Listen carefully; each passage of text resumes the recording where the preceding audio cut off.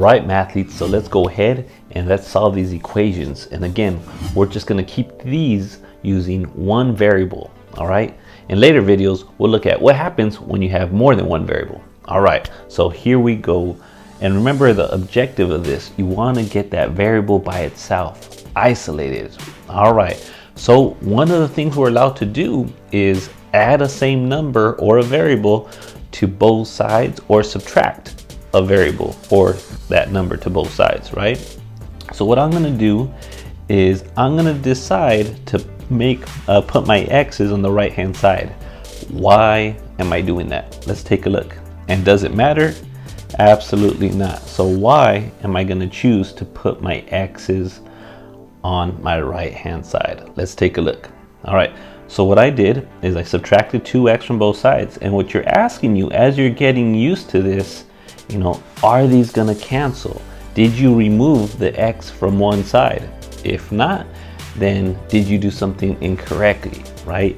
So as I rewrite this, here's something I want you thinking about, right? So let's rewrite this. We're left with 3 on one side. On the right hand side, you're left with 3x minus 2. So did you make your life easier or harder? That's what you're asking yourself, because there's so many things that you could do, and the move that you made, did it make things easier or harder? So here we see this equation looks much easier, right? We had this x, but we got rid of it. The problem people have is sometimes they'll put plus 2x, right? And that would have created 4x. So I could have added 2x to both sides, but that would not have helped me. And that's what I want you to understand, right? We want you to understand there's lots of things you can do mathematically, they're okay to do, but they just don't make sense. So let's not do things that don't make sense for us. All right, so again, my goal is to get this 3x to both sides. So this x alone. So how do I get rid of that minus 2? Well, what's the opposite of minus 2? That's right, plus 2. So we're gonna add 2 to both sides.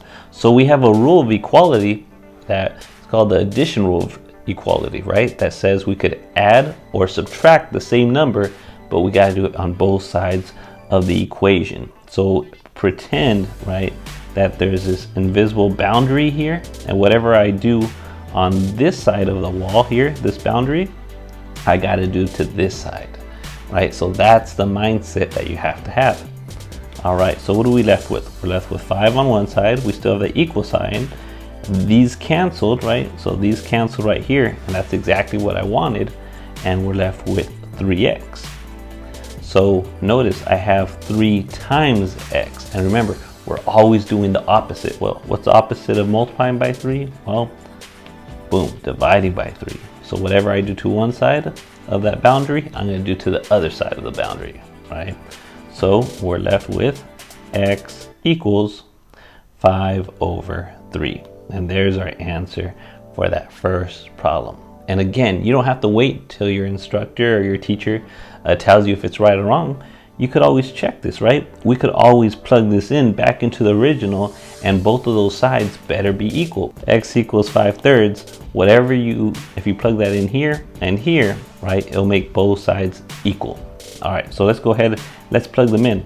So we got 2 times 5/3, right, plus 3 equals 5 times 5/3 minus 2. All right, so let's just go ahead and plug those in. All right, if you like, you could go ahead and you could put the whole numbers over 1 if that helps you out. If you don't want to do that, you don't have to, right? I like doing that because I know I'm going to multiply the numerator with the numerator, right? The top with the top and the bottom with the bottom. So I end up with 10 over 3 plus 3. And then I'm going to do the same thing over here to this fraction.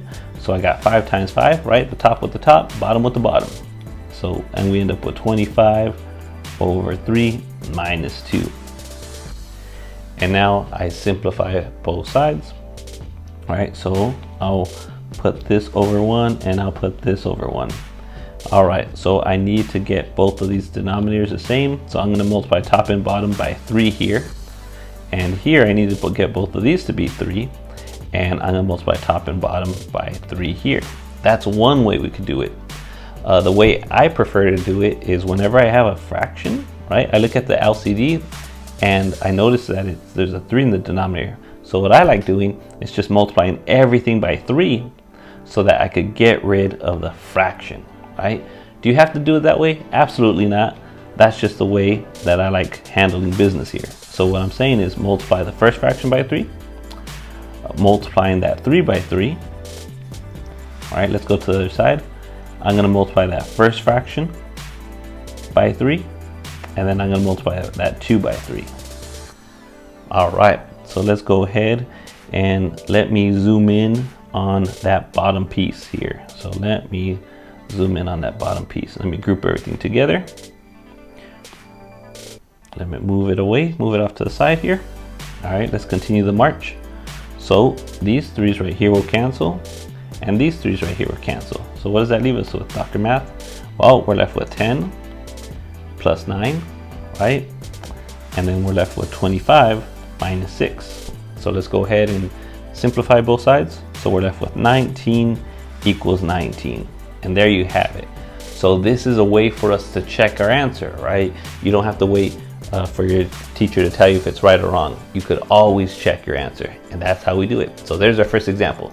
Follow me to example number 2. Let's handle this next example. So again, our goal is to isolate X, and I'm going to do something that a lot of you might not like. But again, I'm trying to teach you. I don't want you memorizing things, right? Because once you start memorizing things, things get ugly, and then you start looking like this guy. I got you. Oh, in my ear. What the? All right, so what I'm gonna do, that a lot of people that already know how to do this will watch this and be like, what is he doing, right? I'm trying to teach a lesson. So I'm gonna go ahead and pick one side for the X. Does it matter? No, right? So I'm gonna move the X's to my left-hand side. So this X, 6X, how do I move it to the left-hand side? Well, it's positive right now. So we know we got to do the opposite. So we're going to subtract 6x to both sides, right? We're allowed to do that. That's one of our rules. All right. So what happens? Boom, that 6x is gone from the right-hand side. What are we left with? Well, let's combine our like terms, and we're left with 20 minus 13x equals -6. Remember, our goal is to get the x by itself, right? This 20 does not have an x, so we're going to move it to the other side. So right now we have a positive 20. So let's go ahead and subtract 20 from both sides. So I'm going to subtract 20. That's not 20, it's an imposter. Let me rewrite that. All right. So what do we know? Boom, those 20s are gone. So again, you're asking yourself, are you making life easier? Are you making things more difficult? All right, so what are we left with? We're left with -13x equals -26. And now this looks much easier than that step before. And this step right here looks much easier than this step before. So what I'm trying to get people away from is don't memorize. I got to do this first. I got to do this first, right? What I want you to see is as long as you're making logical, things make sense, moves, then you're okay. All right. Because again, once you start trying to memorize math, no bueno, right? We don't want to do that. All right. So you want that x by itself. So we're going to divide both sides by that -13 because you want to get rid of it. All right. And notice if I just divided by 13, I would still have a -x. And who wants a -x, right? That's why you got rid of him or her. All right. So let's go ahead and divide by -13. All right. So we don't have any negative x's in our life. So we got -26 divided by -13. A negative divided by a negative is a positive, and we're left with x equals 2. And once again, right, we could plug this in right here and right here, and you're gonna see that both sides are equal. All right, folks, so there's example number 2. Any questions? All right, let's move on. All right, mathletes, some of you are about to pass out because now we have some fractions. Don't worry, all right, we got a plan. Lots of ways of handling this. And again, so many techniques out there, the books out there, they say do this, do that, right? Here in Dr. Math Studios, we're gonna make sure it makes sense to you, right? No more memorizing. So here's what we have. We have an equation and we have fractions. So from my experience, right, and I think you're gonna like this too, I'm gonna say let's get rid of fractions because only this guy likes fractions. No! All right, so let's get our LCD, which is 8, our least common denominator, which is 8. And what we're gonna do is we're gonna multiply everything by 8. So let me go ahead and grab all this and make a copy for myself.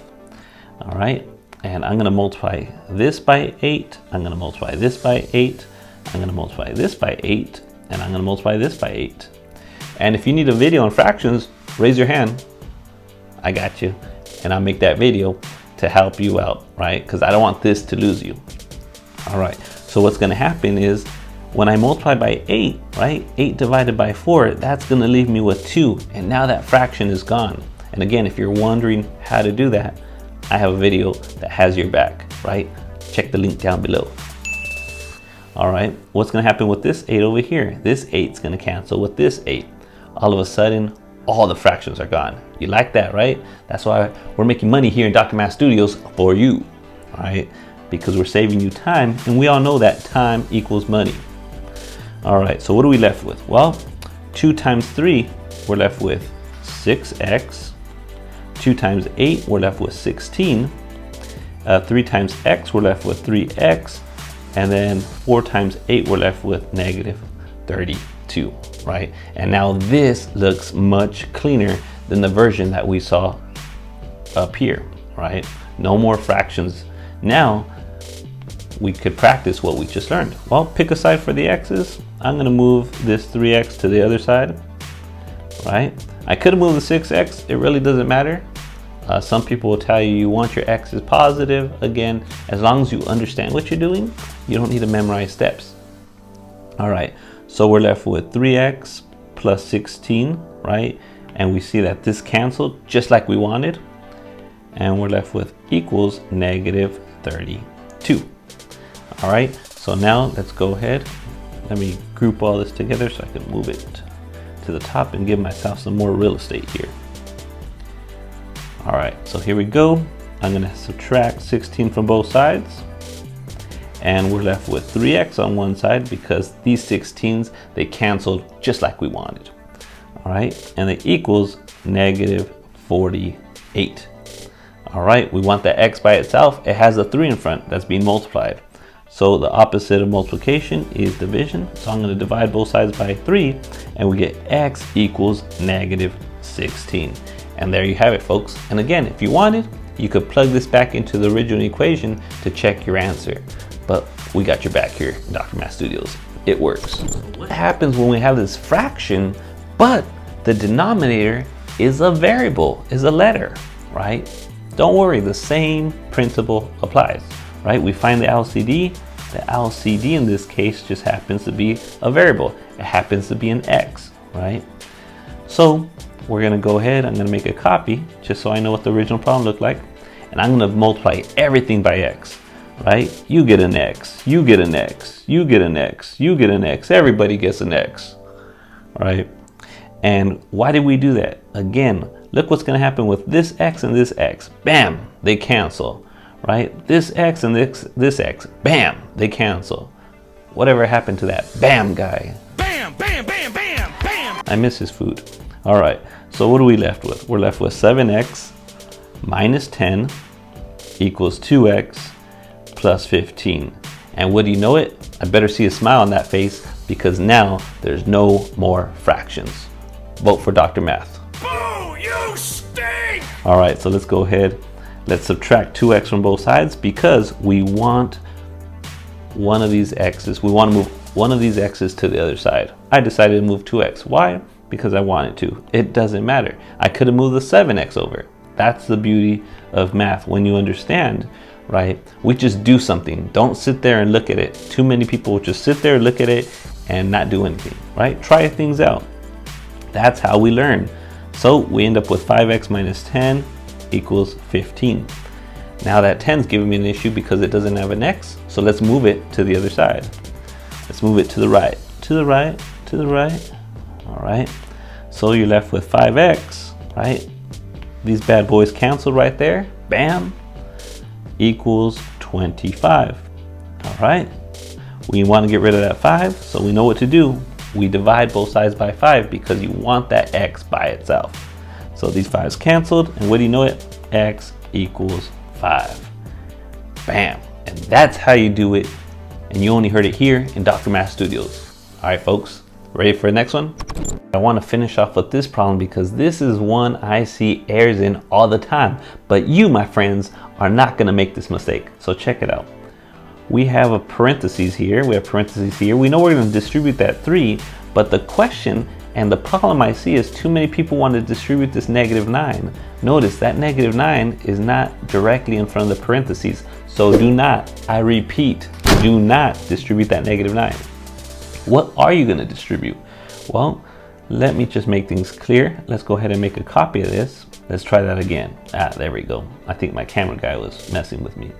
So I know there's not a 1 here, but we're going to write it, right? Because it's understood that there's a -1 in front of these parentheses. So whenever you don't have a number, write that 1. For some of you, it's going to save your life. All right, so we're going to write that 1 there because now I know I'm going to distribute a -1 to both of these. And essentially, all that's going to do is it's going to change the signs here, right? It's going to change the signs. So what happened to this -9? Nothing. Drop it like it's hot. What's going to happen with these two? Well, when you multiply by -1, all that happens are the signs are changed. So you could write plus -9x, or you could just write -9x. It's the same thing, right? So again, I just want to make everybody happy here. I'm going to distribute this 3, right? So we're going to end up with 12x plus 18. All right, now we go ahead and combine our like terms. This is a little different. Why didn't you combine like terms last time, Dr. Math? Because we didn't have any like terms to combine. Now we do, right? So that -9 and the 6, let's go ahead and underline it so you could see these are like terms. We didn't have that before. So let's combine them. -9 plus 6, that leaves us with -3. This term right here does not have a like term. So we're just going to copy it down, right? When you copy it down, when you bring it down, don't change the sign, right? We only change the signs when we're moving it to the other side of our equation. All right, so write these notes down if they're helpful, especially if you think you'll forget, write them down. Nothing happened to our other side, so let's go ahead and let's leave it alone. All right, now this looks a little bit more familiar, right? It kind of looks like our other examples. So now we do what we do. We pick a side and let's go ahead and let's move this 9x that was once negative, right? We need this to cancel, so we made it positive, right? Because you want those two to cancel. All right, so now what are we left with? Well, we're left with -3 equals 21x plus 18. All right, so now we have the x's on our right hand side. So if you're not an x, move over. All right, so this 18, we're going to subtract it from both sides. And we end up with -21 equals 21x. All right, so while you're copying all that down, I'm going to go ahead and group this and move everything up so I could give myself some more real estate. All right, so now let's finish this off. How do I get rid of that 21 in front of the x? Well, it's being multiplied, so we know we have to divide.